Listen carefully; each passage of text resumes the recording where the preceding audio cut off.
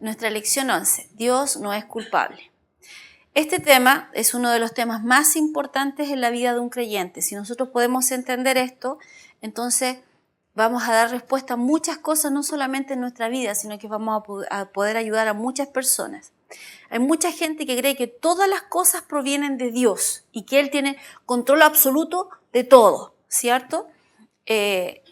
Parece que automáticamente es como el primer pensamiento, porque creemos en un Dios supremo y todopoderoso, que es verdad, pero a la vez pensamos que es un Dios controlador.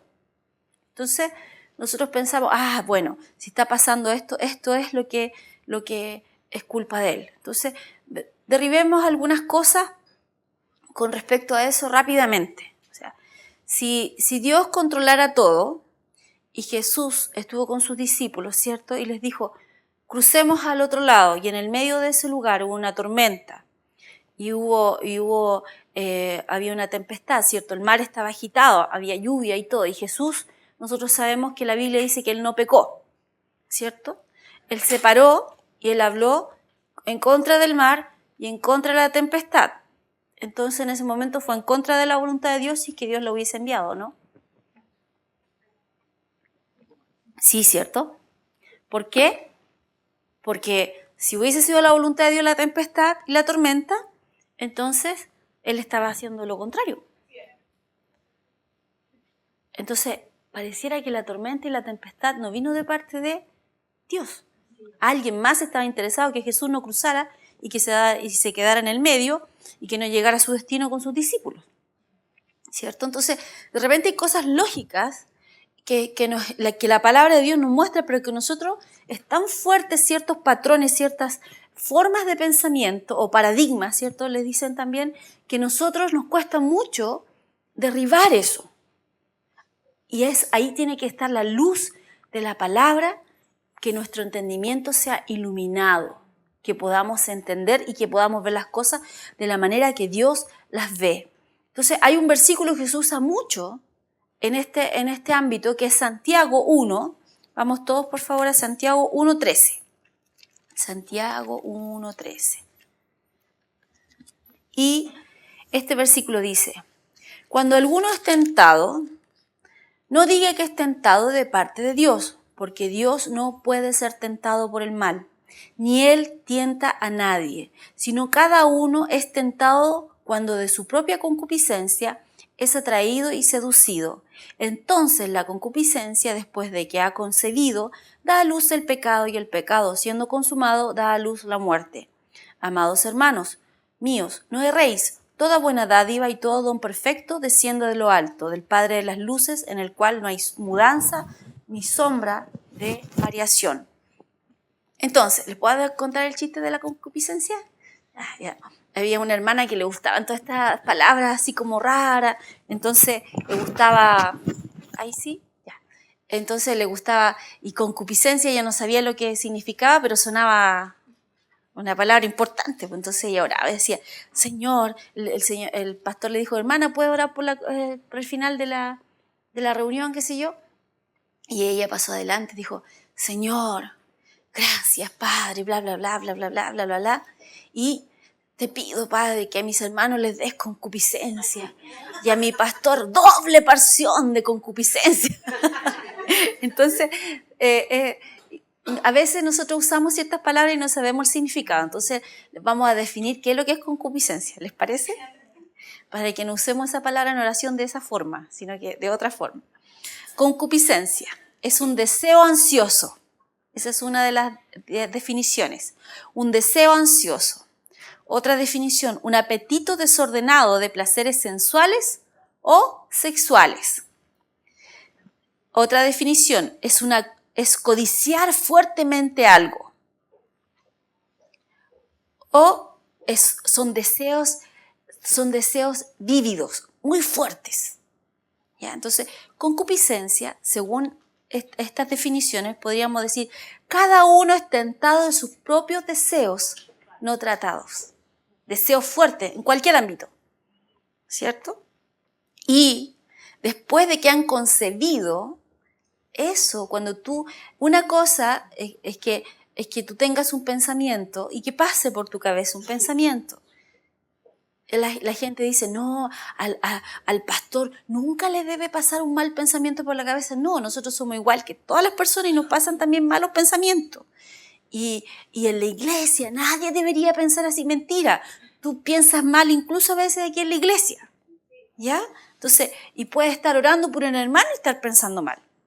Tú a veces no puedes evitar ese pensamiento, pero sí puedes evitar tomar ese pensamiento y alimentar ese pensamiento. Entonces, ¿se acuerdan lo que hemos estado estudiando?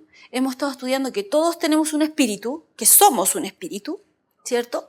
Que tenemos un alma y que vivimos en un cuerpo. Entonces, el alma es el área que nosotros renovamos. Y las partes del alma que no está renovada, más el cuerpo, viene a ser los deseos del cuerpo, ¿cierto? Viene a ser nuestra carne. Entonces, muchas veces, y en realidad es así, la concupiscencia viene de esa área no tratada, del alma, conjuntamente con los deseos del cuerpo. Entonces no es solamente que vino un pensamiento, sino que ese pensamiento quedó enganchado con algo que tú tenías antes, sin tratar. Entonces, muchas veces tú vas a ver personas que dicen, wow, o sea, ¿por qué a esta persona le pasa esto? Porque esa es su área débil. Porque eso es lo que no ha tratado. Es como Aquiles, ¿cierto? ¿Quién conoce la historia de Aquiles? Aquiles era un guerrero, un luchador, pero ¿cuál fue su área débil? El talón. Entonces no se cubrió el talón, que era su área débil. Entonces ahí le llegó la flecha, ¿cierto? Entonces ahí está el famoso talón de Aquiles. Entonces podríamos decir nosotros, todos tienen sus talones de Aquiles. Entonces, cada uno no puede decir que es tentado por Dios, sino que cada uno es tentado por esos propios talones de Aquiles, cosas que no ha tratado. Ahora, lo importante de esto es que Dios nos ayuda en eso. Él dice que en las cosas que somos débiles, Él es fuerte para nosotros. Pero para eso se necesita alguien humilde, que primero reconozca que hay un problema en esa área. Yo iba el fin de semana hacia un lugar y íbamos molestando un poco en el auto, ¿cierto? Yo iba manejando, entonces iban varios varones en el auto nerviosos porque iba manejando yo. Y entonces nos estábamos riendo un rato y yo le decía, ¿cómo se llama? Decía, es que esta área tú no la has tratado, ¿cierto? Y les hablaba de cuando había enseñado a caminar en amor. Entonces le dije, lo que pasa es que mucha gente, hay ciertas áreas que no quieren reconocer que tienen un problema, porque en el momento que reconocen que tienen un problema, tienen que tratarlo, porque la palabra tiene una solución para eso. Mientras se hagan los locos, entonces pasa. Pero en el momento que lo reconocen, dicen, en realidad tengo un problema, tienes que tratar con ese problema. Entonces muchas veces nos hacemos los locos con muchas cosas porque no queremos tratar con eso. Entonces estos deseos fuertes son cosas que debemos tratar y no podemos hacernos los locos. Muchas veces yo les he dicho, cuando una cosa es que tú seas un joven, ¿cierto? Que haya cosas que no has tratado, pero después eres un adulto con responsabilidades, con una familia. Solamente pensemos en eso. Ya, si no trataste con algo joven, tu influencia era menor. Pero después, si no tratas con eso y sigues siendo viejo y tienes una familia, la influencia es mayor. Y si tú tienes un problema, eso va a repercutir en la vida de más personas. Tu esposa, tus hijos, la gente que está alrededor. Ahora, eso si lo llevamos al ministerio es caótico, ¿cierto? Entonces, los propios deseos desordenados. Hay gente que no tiene deseos solamente sexuales, no es solamente en el área sexual. Hay deseos de poder, hay deseos de riqueza, hay áreas no tratadas en que no nos hemos visto completos en lo que Dios dice de nosotros. Por lo tanto, buscamos eso afuera, ese placer, ese sentir suplida esa área desde afuera y no desde adentro, de lo que Dios nos ha dicho y que Él está con nosotros. Entonces, hay ansias a veces de reconocimiento, hay problemas de autoestima, de seguridad que tienen que los buscan ser suplidos de afuera. Entonces, a veces necesidad de sentir que todo está controlado. Entonces, son deseos que debes tratar. Dice, es atraído y seducido. ¿Sabes lo que es seducción? Seducción es que, digámoslo así, es como una palabra que habla a tu oído, que tú tenías una forma de pensar. Y esto empieza a susurrar a tu oído, susurrar a tu oído, susurrar a tu oído, hasta que cambia tu manera de pensar. Esa es la seducción. Entonces, por ejemplo, fue lo que, por eso las mujeres pueden ser muy usadas en cuanto a la seducción, porque pueden combinar la sensualidad con seducción y eso causa que hay un cambio de la manera de pensar. Entonces, tú tienes que haber decidido. Una vez yo conversaba con una chica y me decía, pastora, siempre tengo problemas en la misma área. Siempre me caigo, siempre tropiezo con lo mismo. Entonces yo le dije, a ver, cuéntame. Y me contó y todo. Y yo por mientras estaba pensando, Señor, ayúdame para cómo ayudarla a ella. Y el Señor me dijo, me mostró algo súper simple. Me dijo, el problema es que ella decide en el momento. Y cuando decide en el momento, su deseo es tan fuerte que le gana y decide por su deseo. Entonces, lo que ella tiene que hacer en ese caso, tiene que tomar la decisión antes. Entonces, cuando ella se ve enfrentada a esa situación, ya tomó la decisión. Entonces, no hay decisión que tomar. Ya está hecho. Entonces, ya no tiene que verse en la interrogante. ¿Qué hago? ¿Qué hago? No, está decidido. Por lo tanto, era fácil salir de ahí. Y lo hizo. Y no cayó más en ese asunto. Porque tomó la decisión antes. Entonces, muchas veces nosotros no nos damos cuenta, pero tenemos que tomar la decisión antes. Entonces, y no, ¿por qué? Porque si tú tomas la decisión antes, tienes menos chance de ser seducido y que cambies de opinión. ¿Ya? Entonces, después de concebida, o sea que tú tomas eso, lo aceptas, das a luz al pecado y el pecado siendo consumado da a luz la muerte. Entonces, mi pastor dice, el pecado siempre te lleva más allá de donde querías ir y te cuesta más caro de lo que querías pagar. Siempre es así. Tú piensas que tienes todo controlado y no está todo controlado. Siempre te lleva más allá. Entonces, dice, amados hermanos, no erréis.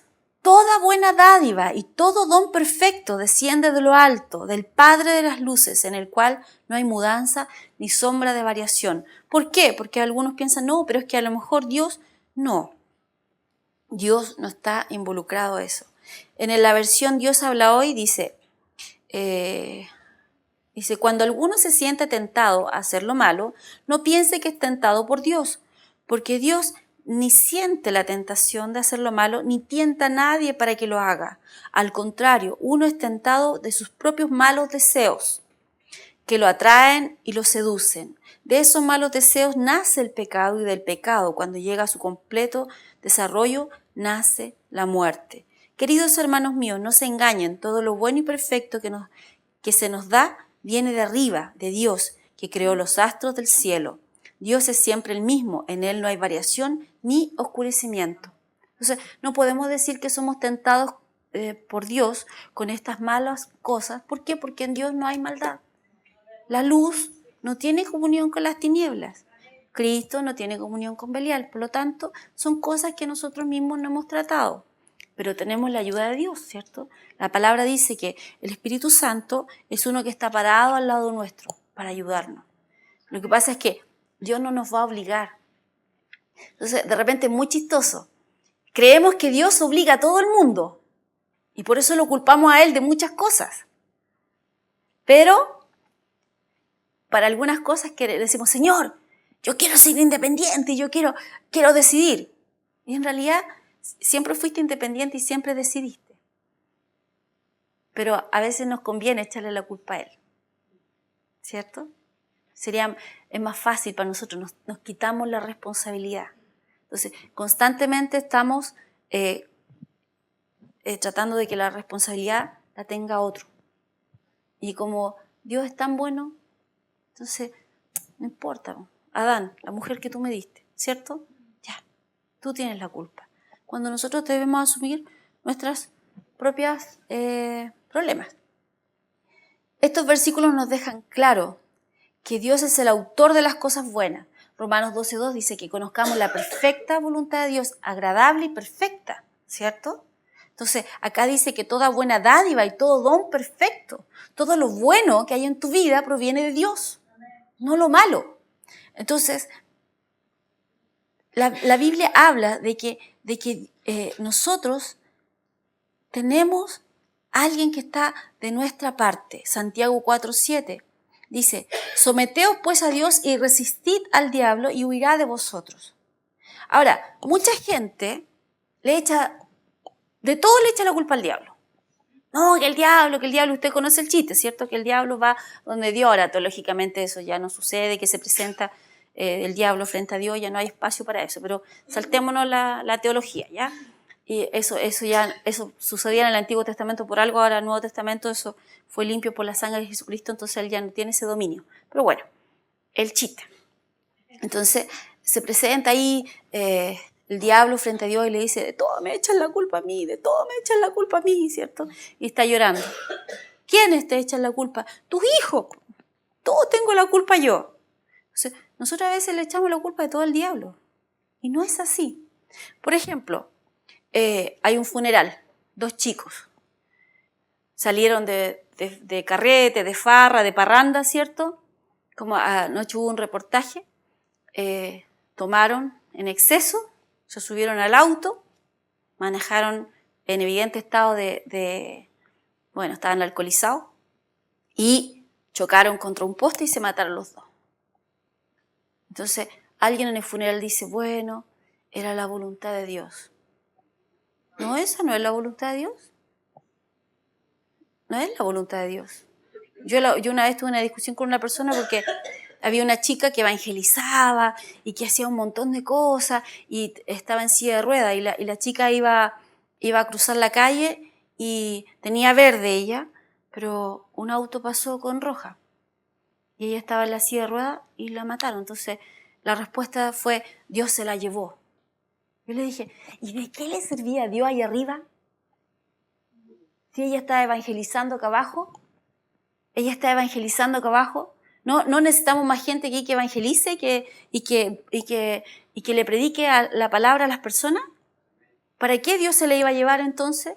Entonces, si Dios es un buen administrador, entonces está perdiendo su gente, se está llevando su mejor gente. Si es que se la llevara él, ¿cierto? ¿No será que había otro interesado en que ella se fuera antes? ¿No será que hay un enemigo que la mató? ¿O ella sencillamente no escuchó del Espíritu Santo? ¿O el tipo se pasó con roja y listo? ¿Y no estuvo atenta? Pero mucha gente dice, no, Dios se la llevó. Es porque necesitaba otro angelito en el cielo. No, Dios no necesita angelito en el cielo, ella tiene suficiente angelito en el cielo. Entonces, muchas veces le echamos la culpa a Satanás de muchas cosas que no son. Y le echamos la culpa a Dios de muchas cosas que no es culpable. Entonces hoy día voy a sacar un cartel que dice, Dios no es culpable. Adán, a él le fue entregado el dominio sobre la tierra. Y también a su esposa, ¿cierto? A Eva. Tenía la autoridad sobre todo. Él, siendo dueño de la tierra, porque el hombre era el rey, podríamos decirlo así, porque dominio habla de reinado, de la tierra, él decide desobedecer a Dios y seguir a Satanás. Satanás no es un padre bueno como Dios. Adán estaba vivo para Dios y en ese momento cuando desobedece y sigue a Satanás, muere espiritualmente, o sea, se separa de Dios, ya hemos visto lo que significa muerte, ¿cierto? Separación, y queda bajo el dominio de Satanás con su esposa, Eva. Y todas sus posesiones y todo lo que él tenía bajo su dominio quedan para su dueño, porque Satanás tiene esclavos, no hijos. Entonces, hasta que se complete el tiempo del hombre, Satanás es llamado el Dios de este siglo o el Dios de este mundo. Porque si no, la tierra no gemiría que se manifiesten los hijos de Dios, como dice en Romanos 8, ¿cierto? Entonces, hay muchas cosas que suceden en la tierra, no es Dios. Cuando Jesucristo fue tentado, una de las tentaciones fue, lo pararon frente a un monte alto y le mostraron todos los reinos de la tierra. Y Satanás le dice, si me adoras, todo esto es tuyo. Y Jesús no le dijo mentiroso. No cuestionó eso. Entonces muchas veces nosotros creemos, no, Dios está en control de todo. No, Jesucristo, el segundo Adán, dice que Él recuperó la autoridad que Adán perdió. Pero, ¿para quiénes? Para los que estamos en Él. Por eso nosotros somos el canal que conecta el cielo con la tierra a través de nuestras palabras y nuestras oraciones. Nosotros tenemos autoridad, la que Cristo recuperó, esas llaves, ¿cierto? Esa autoridad de Cristo. ¿Cuándo esto va a ser completo? Cuando Él vuelva de nuevo. Pero por mientras, ¿quién ejerce esa autoridad? La iglesia, su cuerpo. Entonces, nosotros de repente decimos, no, si Dios es el que manda esto, Dios es el que hace. De hecho, los seguros, en muchos seguros dice que ellos no cubren actos soberanos de Dios. Huracanes, terremotos y cosas así. Porque ellos creen que Dios es el que envía eso. Pero eso no funciona de esa forma. Bueno, ese no era mi tema, no era parte de lo que yo tenía que enseñarles. Entonces, nosotros debemos resistir. Cuando nosotros nos damos cuenta que hay áreas débiles en nuestra vida, ¿quién se somete? Alguien humilde. La Biblia dice, someteos bajo la poderosa mano de Dios, ¿cierto? Entonces, ¿quién se somete? Señor, necesito ayuda en esto. Hay que ser humilde para pedir ayuda. Un soberbio no pide ayuda, un orgulloso no pide ayuda. Esa es la forma que, estando nosotros entendiendo quién es Dios y que Él nos apoya, en que nosotros nos paramos firmes en lo que Él ha dicho sobre nosotros y resistimos. Entonces, ¿qué pasa cuando resistimos? Dice que esto huye de nosotros. Ahora, la palabra resistir significa luchar con alguien persona a persona. En realidad, nuestra batalla de fe, porque no es una guerra, nuestra batalla de fe es como esas luchas de sumo. ¿Ya? Entonces, supongamos un sumo, ¿cierto? Se paran así, grandes. ¿Y cuál es la lucha del sumo? Que no lo muevan de su lugar. Esa es nuestra batalla de fe. Que nadie nos mueve de nuestro lugar. Yo soy bendecido. Yo soy luz. Yo soy. Y tú, Satanás, no me vas a sacar de esto. Yo soy el sano del Señor. Entonces, yo soy un hijo. Tú no puedes venir contra mí. Tú tienes que huir cuando yo te mando. Entonces, tú te paras en tu autoridad. De aquí no me mueve nadie. Entonces, ¿cuál es lo único que le queda? Huir. Entonces, no es algo así como pelear así como hacer fuerza. No, es mantenerte en tu posición. La posición que Él te dio, que ni siquiera tú te la ganaste. Entonces, más fácil todavía.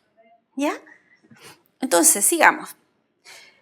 Cuando nosotros tenemos el concepto errado y no entendemos que hay un Dios de este siglo y no entendemos que las cosas malas no provienen de Dios, entonces, ¿qué sucede con esto? Tenemos una actitud pasiva al respecto. Entonces creemos que es Dios. Entonces viene la enfermedad, toca nuestra puerta y viene Satanás disfrazado de ángel de luz en el sentido que no, Dios te envió esto. Porque no sé, tú puedes sobrellevar esto. Ahí hay orgullo detrás, ¿cierto? Tú eres capaz de vivir con un niño con problemas. Por lo tanto, tú te ganaste el premio porque eres tan bacán, ¿cierto? Que tú puedes soportar esto. Entonces, dice, claro, como yo soy súper, entonces Dios me envió a este niño porque yo lo puedo soportar. Y andan llevando a los niños con problemas con un estandarte, diciendo, ¿viste? Lo envió a mi familia porque nosotros podemos. Cuando no entendemos que la enfermedad no viene de Dios. Porque si nosotros viéramos eso como algo que no nos corresponde, le cerraríamos la puerta en la cara y resistiríamos. Entonces, eso sucede mucho afuera, pero lamentablemente eso sucede mucho en la iglesia. Muchas personas creen que la pobreza viene de parte de Dios, que la ruina viene de parte de Dios, que la enfermedad viene de parte de Dios. Cosas por las cuales Jesucristo nos redimió, pagó el precio, nos compró de vuelta, nos sacó de ahí. Entonces, es como que Él jugara con nuestra vida. Es como cuando a veces nosotros lo hacemos con nuestra mascota, ¿cierto? Que le ofrecemos algo y le hacemos, mira, toma. No, mira, ting. Es como que nos ofrece, ting. Entonces, es como esta otra forma que piensa la gente. Piensan que Dios está coludido con Satanás, entonces como que Satanás hace las cosas malas, entonces él hace las cosas buenas y así se lleva la gloria. No, eso no es lo que dice la Escritura. Eso no es lo que dice la Escritura. Dice que toda buena dádiva viene de Dios y no dice que Satanás trabaja para Dios. Porque algunas personas piensan, no, es que Satanás trabaja para Dios porque como él no puede hacer mal, entonces manda al otro que haga el mal. No. No es así. Entonces, si tenemos esta actitud pasiva, siempre vamos a recibir estas cosas sin cuestionar. Por lo tanto, perdimos. Pero cuando nosotros entendemos que estas cosas no vienen de parte de Dios, entonces nos podemos parar firmes y resistir. Y puedes, entonces, una vez más, demostrar el triunfo de Jesús sobre Satanás. Nosotros somos gente que demuestra la victoria de Jesús sobre las obras del enemigo, porque Él vino a la tierra a deshacer las obras del enemigo. Entonces, Romanos 8:28, este es otro versículo que usamos de repente al revés, dice, y sabemos que a los que aman a Dios, todas las cosas le ayudan a bien. Dice, esto es, a los que conforme a su propósito son llamados. Entonces, ¿qué conclusión sacan muchas personas de aquí? No importa, todas las cosas no importa. ¿Por qué? Porque de todas estas va a salir algo bueno. Entonces, no, la palabra dice que todas las cosas ayudan a bien. ¿A quién? A los que aman al Señor y a los que conforme a su propósito son llamados. No significa que todas las cosas son buenas para ti. Estos mismos dos jóvenes que se subieron a manejar un auto, chocaron y murieron. ¿Esto les ayudó a bien a alguien? No, cortó sus vidas, hizo sufrir a su familia, truncó sueños. Entonces, ¿cómo eso va a ser algo bueno? Es que ellos amaban al Señor. Si hubiesen amado al Señor, no habrían hecho ese tipo de cosas. Habrían sido humildes y habrían resistido.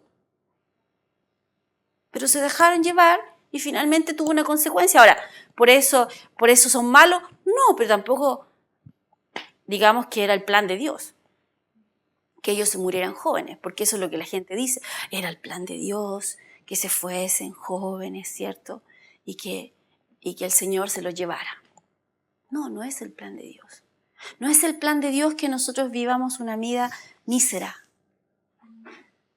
en diferentes áreas. No es el plan de Dios.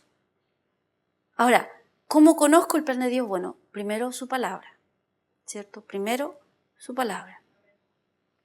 Y luego vamos a aprender más adelante cómo ser guiados. Pero tenemos que entender, y en esto tenemos que estar claros, Dios no es el que provee o el que causa el mal. En Él no hay sombras, en Él no hay maldad, en Él no hay oscuridad. Y la enfermedad no puede provenir del bien. La enfermedad proviene del mal. La muerte o la enfermedad es una manifestación temprana de la muerte. La pobreza es una manifestación también de muerte. Entonces no podemos decir que esto viene de Dios. Lo que nosotros tenemos que entender es, la Biblia habla de ser entendidos en cuál es la voluntad de Dios, ser diligentes, entendidos y saber. Por lo tanto, el saber es el que a mí me ayuda a no moverme de mi posición y pararme firme. Si yo no sé, no resisto. Entonces, puede que tengamos problemas, talones de Aquiles. Todos nosotros tenemos talones de Aquiles. Pero una vez yo hablaba con alguien y le dije así, le dije, cada vez que a ti te dan ganas de esto, tú te pones a orar, te encierras en tu pieza y oras y oras y oras y oras. Y te tiras de guata orando en lengua, 1 hora, 2 horas, 3 horas. Y de ahí sales a hacer lo que haces. Me dijo, no, ¿qué haces? Dijo, no, pues que me dan ganas y yo salgo al tiro. Entonces le dije, entonces no resistes ninguna cuestión. Sencillamente te cedes. Porque te gusta el asunto. Y como es un deseo fuerte, sigue, va tras su deseo. Entonces le dije, mira, entonces no culpes a Dios de esto. Sé bien hombrecito, bien mujercita, ponte bien los pantalones y di, bueno, en realidad yo no quiero tratar con esto. Punto. Y le vas a hacer un favor a tu familia y te vas a hacer un favor a ti mismo. Porque vas a salir de la mentira. Entonces, las cosas que suceden en nuestra vida no siempre es el diablo. Muchas cosas tienen que ver con nuestras decisiones. Y ahora, Dios es bueno cuando nosotros nos sometemos a Él. Señor, ¿sabes qué? Metí las patas. Ay, necesito ayuda en esto. ¿Cierto? O bueno, o quieren que se lo diga de manera religiosa. Oh, amantísimo Padre, ¿cierto? Soy culpable. No, yo hablo con el Señor así. Señor, ¿sabes qué? Metí las patas en esto, ayúdame. Yo sé, tu palabra dice esto. Y yo decido creer esto, Padre. Gracias. Yo sé que tú estás conmigo. Entonces, eso es humildad. Ese es el primer paso. Eso es humildad. Ir a los pies del Señor es humildad. No a reconocer tus errores, sino a decir, Señor, sé que yo solo no puedo, necesito de ti. Yo sé que tú has provisto ayuda para mí. Perdóname por no haber tomado en cuenta eso. Soy cabeza dura, Señor. Pero tú tienes ayuda para mí. Y yo no me había dado cuenta. O no había querido ver esto. Entonces, 1 Juan 3:8 dice, para esto apareció el Hijo de Dios, para deshacer las obras de Satanás. Es interesante que cuando nosotros hablamos de Jesús y leemos este tipo de versículos, nosotros decimos, claro, sí, Jesús caminó por la tierra y deshizo las obras de Satanás y demostró su derrota, iba sanando a los enfermos, predicando y sanando a los enfermos y bla, bla, bla. Sí, Jesús, Jesús, Jesús. Y cuando tú dices, bueno, pero tú eres un hijo de Dios, primera de Juan 3:8. Pero tú eres un hijo de Dios, ungido por el mismo Espíritu. La misma gloria está sobre ti.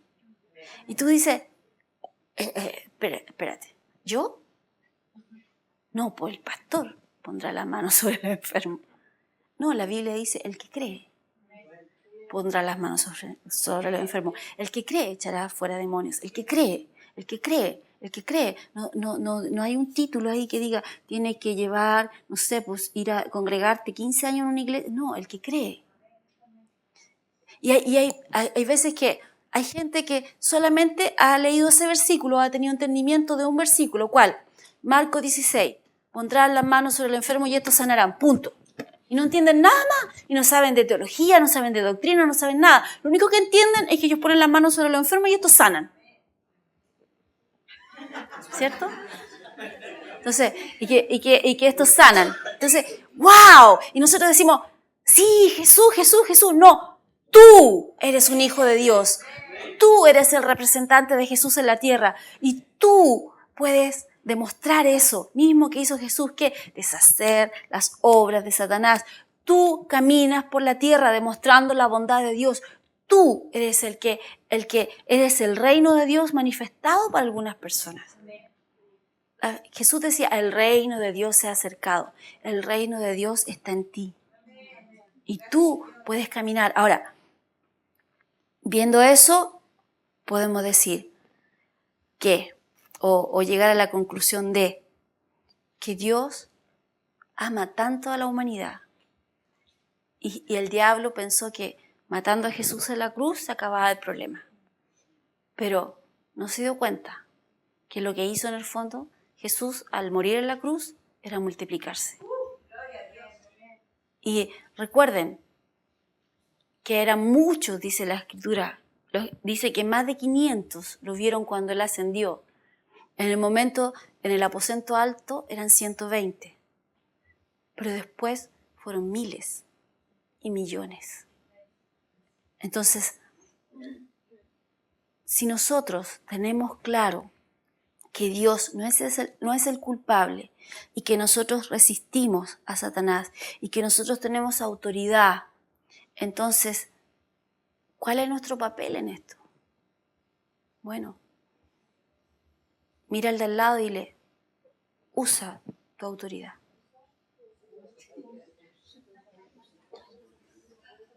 Usa tu autoridad. La tierra lo que necesita es gente de Dios que le crea a Dios. Que las mismas obras, por eso que les llamaron cristianos, porque hacían las mismas obras que Jesús, que Cristo, veían las mismas obras en los otros cristitos. Y les llamaron cristianos. Nosotros somos cristianos. Ahora, si yo nunca oro por los enfermos, ¿cómo voy a ejercitar esto? Si nunca uso la palabra de Dios a mi favor, si nunca estoy usando mi autoridad, entonces, ¿cómo? Tenemos que usar lo que tenemos. Piense usted esto. Usted está en su casa, sentado en el living, o como hoy día hizo calor, con una bebida, un juguito heladito, una limonada heladita, viendo o escuchando su música favorita. Y suena el timbre o llaman afuera. Y usted abre y hay un camión de mudanzas. Y viene una persona y le dice, me vengo a instalar, esta es mi casa. ¿Usted se lo permitiría? ¿Por qué no? ¿Por qué no? Ya, ok. Entonces, no lo dejan entrar, definitivamente, ¿cierto? Y por último le dicen, bueno, muéstrame los papeles, dime algo y llamamos aquí a la policía, qué sé yo, porque esto no puede ser. Bueno, muchas veces Satanás viene con un camión de mudanzas a nuestra casa y nosotros decimos, adelante, pase, instálese nomás, mi casa es su casa. Siga, adelante. Sí, claro. Sí, lo que pasa es que, sí, mira, yo voy a usar este puro rinconcito del living nomás. No se preocupe, yo no lo voy a molestar en nada. No. Tenemos que usar nuestra autoridad. Como padres, tenemos autoridad sobre nuestros hijos, hasta cierta edad que ellos ya después empiezan a usar su propia autoridad. Entonces, como esposos, hay un versículo que yo siempre uso sobre mi marido, que él no sabe. Justo se arrancó de atrás, no lo va a escuchar. Pero la Biblia dice que su cuerpo ya no le pertenece a él, sino que me pertenece a mí. Entonces, cuando él está enfermo o cualquier cosa, yo tomo autoridad sobre su cuerpo y le digo, no, yo no quiero un marido enfermo. Así que ese cuerpo se pone en línea con la palabra. Y cuando él está durmiendo, yo mando sobre su cuerpo y le hablo a ese cuerpo. ¿Por qué? Porque digo, ya no le pertenece a él, me pertenece a mí. Por lo tanto, yo tengo autoridad sobre eso. Entonces, de repente no nos damos cuenta y dejamos que ciertas cosas pasen. Y después vamos a orar, vamos a aprender acerca de la oración, ¿cierto? Algunas cosas más con respecto a la oración. Pero la autoridad debemos usarla. Muchas cosas, muchas circunstancias no cambian porque nosotros las dejamos entrar a nuestro living y que se instalen. Y necesitamos ponernos de acuerdo y necesitamos con la palabra de Dios, ponernos de acuerdo con la palabra de Dios y pararnos firme en contra de eso y no bajar los brazos, porque mucha gente parte bien y empieza después a caminar un poco y después se cansa hasta que al final dice, ya, sabes que instale tener libre igual. Entonces, no nos cansamos, resistimos. El resistir implica un esfuerzo. ¿Por qué le hacemos el quite al esfuerzo? Tenemos que tomar nuestra posición y hacer lo que nos corresponde hacer.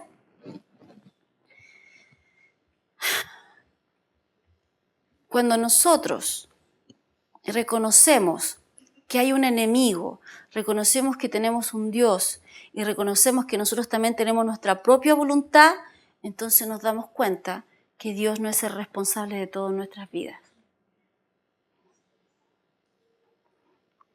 Si nosotros siempre estamos culpando a Dios de todo, haciéndolo responsable, en el fondo lo que nosotros estamos haciendo es decir que nosotros somos irresponsables, porque lo estamos haciendo a Él responsable de todo. Así que creo que como primera parte para este tema, recuerden siempre que estamos viendo la parte básica, no podemos ir hacia el tiro muy profundo, pero como primera parte creo que es suficiente entender qué autoridad tiene Dios en nuestra vida y quién es el que provoca ciertas cosas en nuestra vida. Amén. Así que la próxima semana vamos a seguir con la siguiente lección y una vez que vayamos avanzando en nuestro discipulado, estos mismos temas se van a ir haciendo más profundos y más profundos. Amén.